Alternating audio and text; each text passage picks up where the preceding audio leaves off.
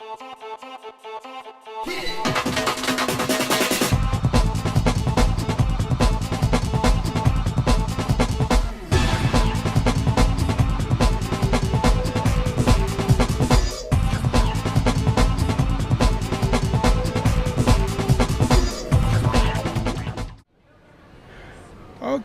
here we are at the Marion County Fair.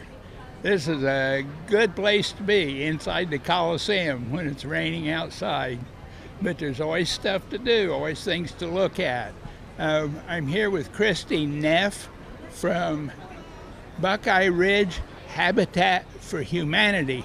And I'm going to give her the mic and let her tell her about some of the fun things she's been explaining to me. Now she can explain it to you. Well, thank you. Well, hello. We are Buckeye Ridge Habitat for Humanity, and we're here in Marion, Ohio. We actually cover 4 different counties. We're Marion, Morrow, Wyandotte, and Hardin counties. And we're here at the fair to kind of let people know what we're doing, what we're about, what our mission is. And we're letting people know that they are welcome to come and visit our Restore that we have. It's actually a store that benefits Habitat for Humanity. It's a store that it's located at our address on here is 1713 Marion Mount Gilead Road, and so it's Route 95. We're back in Mallard Square. If you come visit us, people donate to us. They give us gently used items, and then we resell it.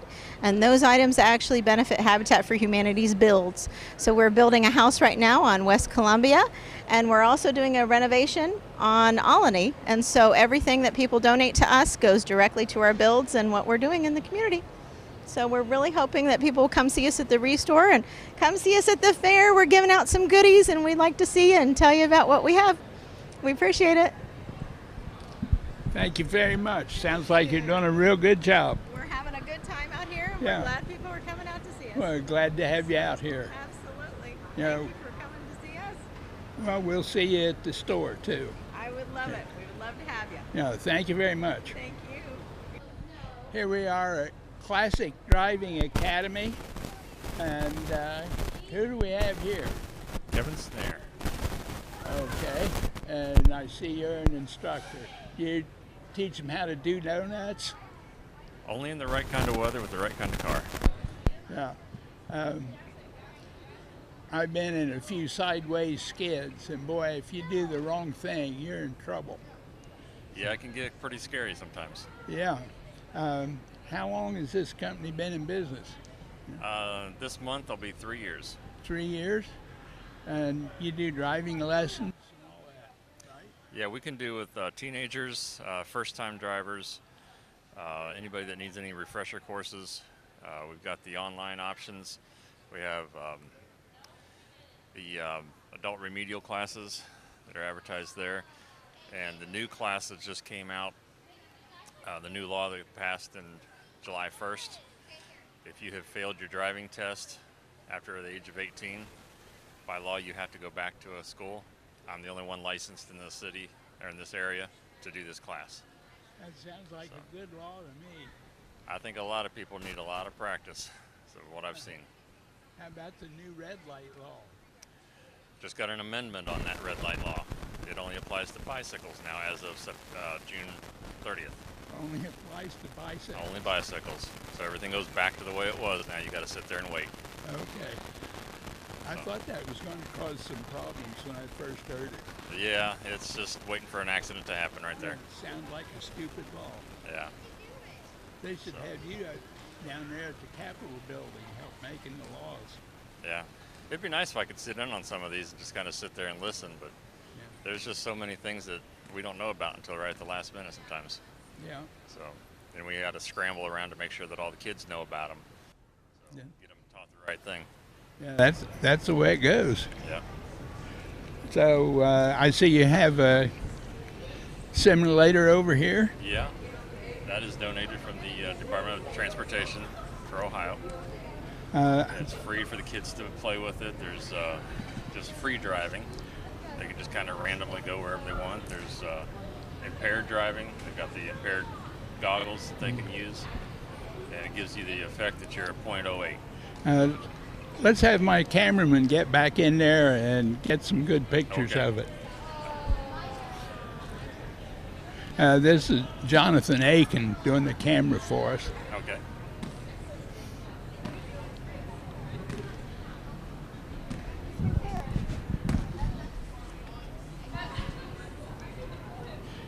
Got any good shots there?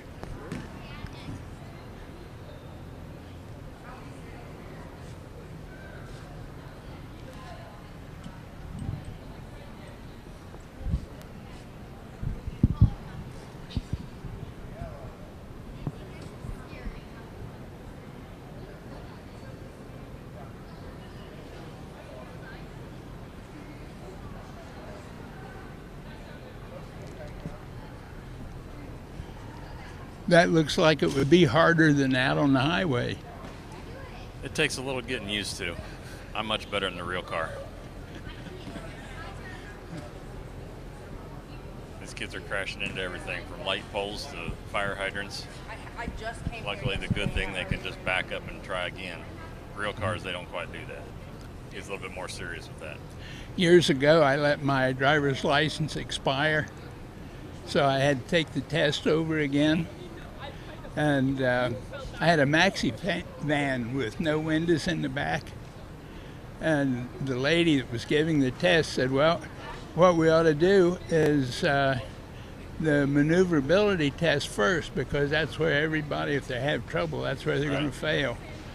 So we went out there, and she said, pull up that pylon and stop.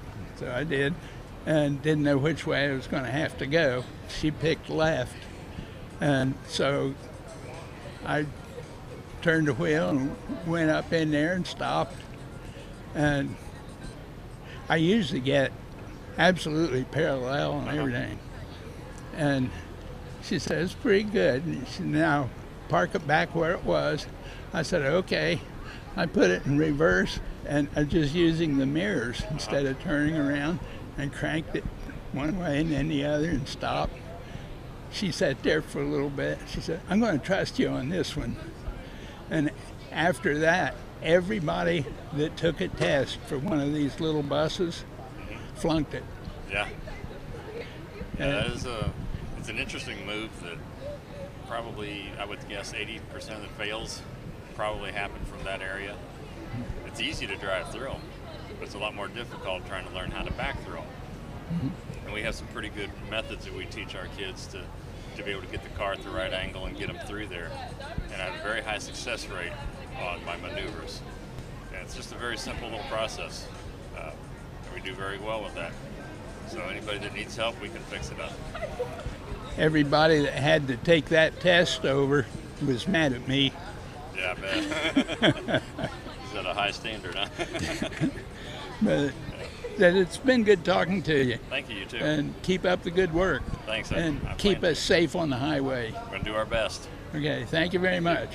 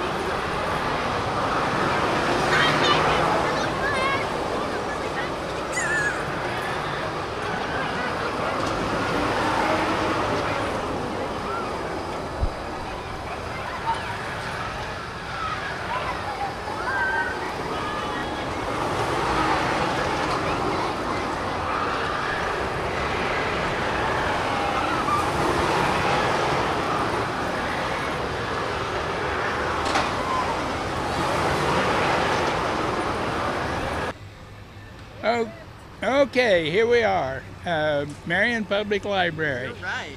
And your name is? Diane Watson. I'm the communications director at the Marion Public Library.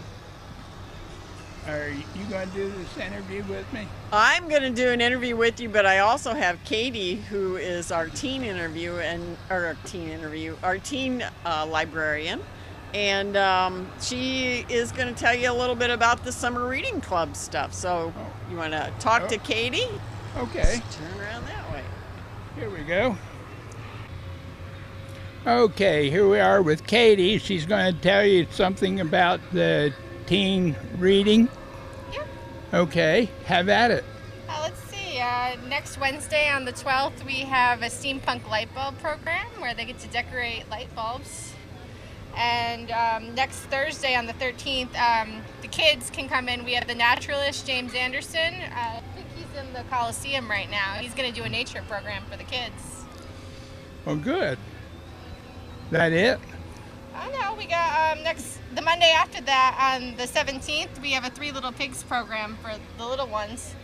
They get to build structures out of spaghetti and marshmallows. Should be fun. Ooh, they don't eat the marshmallows. Isn't that half the fun? Okay. So there's always something exciting going on at the Marion Public Library. Is that right? Mm-hmm. Okay. Well, thanks for talking to us. Yeah. Hello, we're here with Matthew Stars, and it looks from the trophies like he's one of the stars here at the fair. You want to tell us about these? One is a reserve champion trophy for market chickens, and then the other is an outstanding market exhibitor.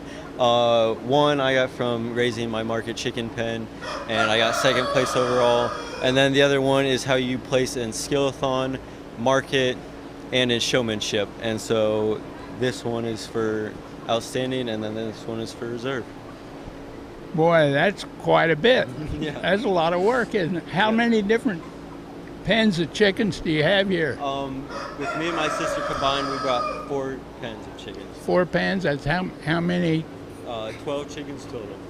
12 chickens total? Well, it looks like you did all right. Well, thank you very much. Yeah, congratulations. Thank you.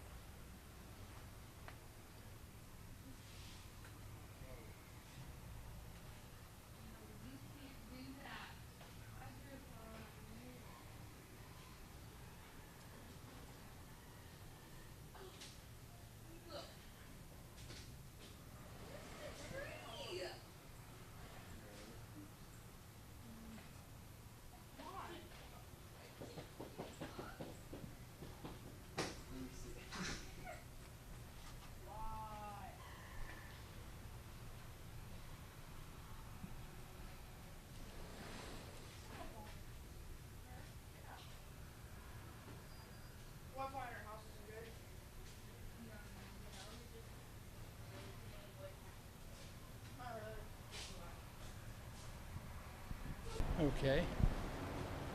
Okay. Um, Here's about every kind of quilt you can imagine.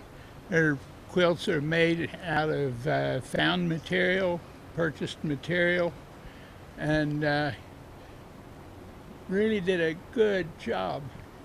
Some of it is hand stitched, some of it's machine stitched, but anything you want to see in a quilt, it's probably here. My cameraman, Jonathan Aiken, is a big fan of OSU, so I stopped here so he could have a look at this one.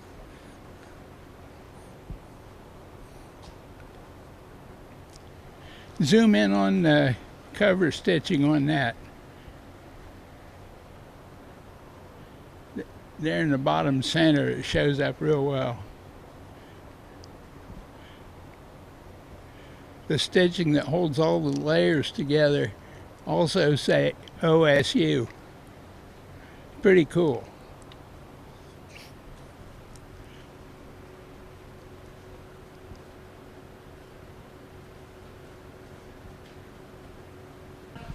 Okay, this is a quilt made by in their youth division. Her name is Gracie McCauley.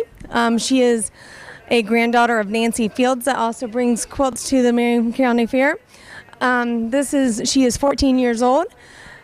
She has won. In her show she got best of show and best of class, and we do a People's Choice Award, and she won that also. Is that a good one?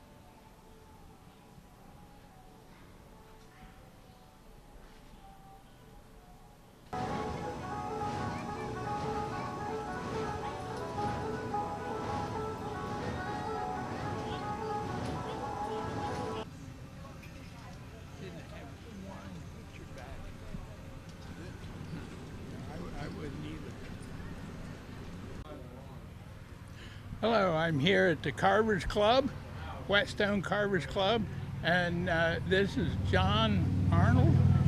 John Arnold. He's going to tell you some of the finer points about the carvings he's done here. Oh, okay. Well, where to start? We use mostly basswood. As you can see, it's kind of a light wood, mostly basswood, the better carving wood. We can use bark. This is cottonwood bark, and it's a very easy carve. This is walnut. boot.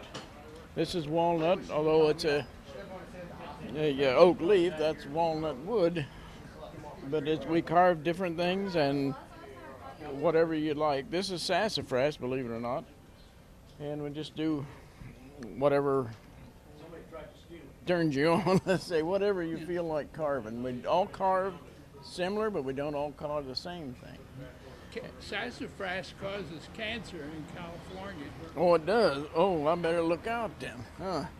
Yeah, that's what that is. That's sassafras. Like I say, most of it's basswood is what we usually use is basswood. And it's a better carving wood. Different people use different things, but I use basswood most of it, so on. The real light pieces are usually basswood. How long you been carving? You know, probably since the 70s. 70s? I should be better, but since it's about the 70s, yeah. And the club's been around since probably 80s, late 80s have been the whetstone wood carvers. And I think Roy Yeoman started it, but we've been in Marion quite a while, and we meet at the Historical Society down in the auditorium. We carve every Monday night if someone wants to come and see what we do. We carve every Monday night except on a holiday. And then we have a business meeting once a month, first Tuesday of the month. And that's what we are and what we do. And we're out here every year. Our next thing will be at the Richwood Steam and Gas show. I don't mind to plug. And then later on we'll be at the Richwood Fair. We're out here every year usually. Okay? All righty. But that. Thank you very much. Oh, you're welcome. And most stuff I paint with acrylic. Here, this is a gunstock stain. It's a walnut relief carving. This is in the round. And so on. That's what we do. Okay. All righty. Well, thank you. Thank you very much. Thank you very much. Thank you. And you say it'll be on 39 at what time? On channel 39 tomorrow evening?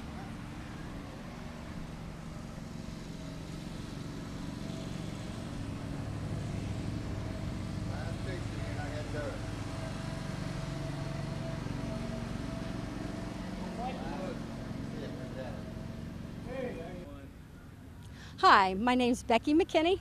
I'm from Marion County Historical Society, and we are here at the Marion County Fair enjoying our exhibit of a log home. It is a sample of one of the first houses built in Marion County. It was the home of Sider and Samuel Sider and his wife, who was a Wilhelm.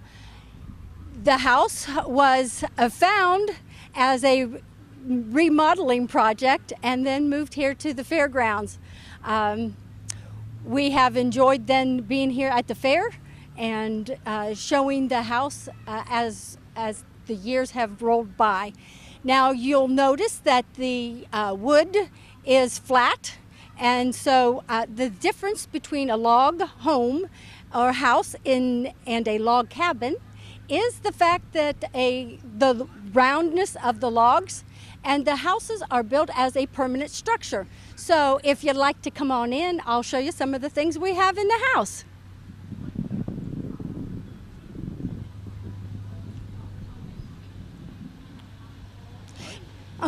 Okay, here on the porch we have a corn pounder, which would be how everyone would pound their corn into flour to be able to make corn fritters and cornbread.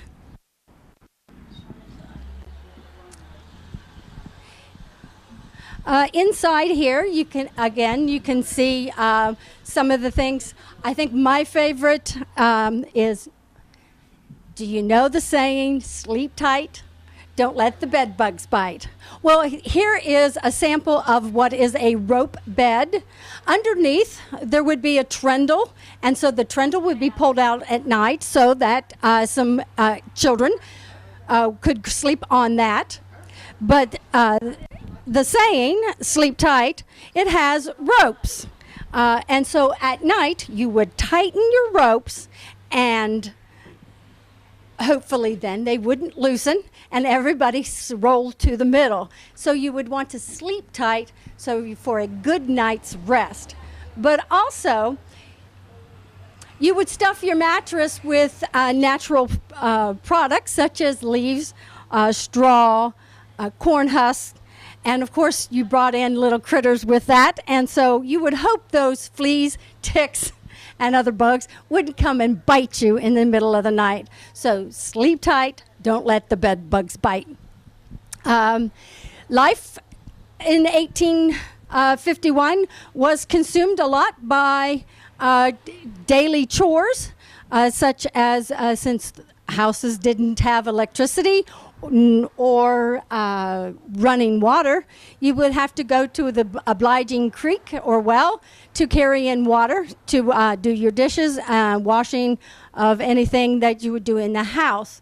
Also, you would cook on a wood burner, and also there with no electricity, you would use candlelight.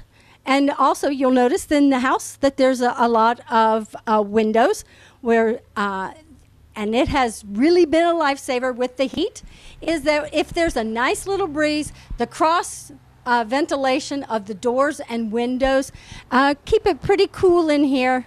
So there's the windows and the doors. If you were going to build on, you could also do that by building another section of the house very similar to what you already have right outside the door. So this is where the whole family would live. So this is about a 15 by 15 area. So all of the kids would be sleeping here. And as they got bigger, there's also a loft that is up overhead. But all of these large families would need to be to do the farming of the area to get enough food from that acre of land. You needed to have many workers. So we also have on the outside here, we have a log, a smokehouse, as well as our herb garden. Carol Kelly has worked a lot on developing our herbs. The herbs would be the kind of herbs that you would have ended up finding at the same time as the house was built. And it does freshen up the smell of the house inside too. Hi. If you'd like to know more about Marion County Historical Society and other exhibits that we have, there is also a one-room schoolhouse, Lynn School. It's on Route 4. It's open the first and the third Sundays, 1 to 4, May through October. Also, Heritage Hall is at 169 East Church Street. It is open Wednesday through Sunday, now until through October, and then it's opened on the weekends, and that's also from 1 to 4. There is an admission charge depending on what age you are. And so you can call for information at 740-387-4255. Our exhibit that is up now is about the German experience, World War I, and its effect on the German population in Marion County, as well as the first American Red Cross and the first canteen ladies. They started their 100th year, and so 1917 was the start of that. Let's see, this is not going very well. You're gonna have to do some editing. Make me sound good. Let's see. Where am I at? Special events coming up. We have a program called Blast from the Past, and we have made some changes to the program this year, and we are heading to the lunch sites. Throughout July, we'll be at some of the lunch sites on Mondays and Thursdays. So you can call the Historical Society and we'd be able to tell you some of the times that we would be or which lunch sites we'd be at. Thank you very much.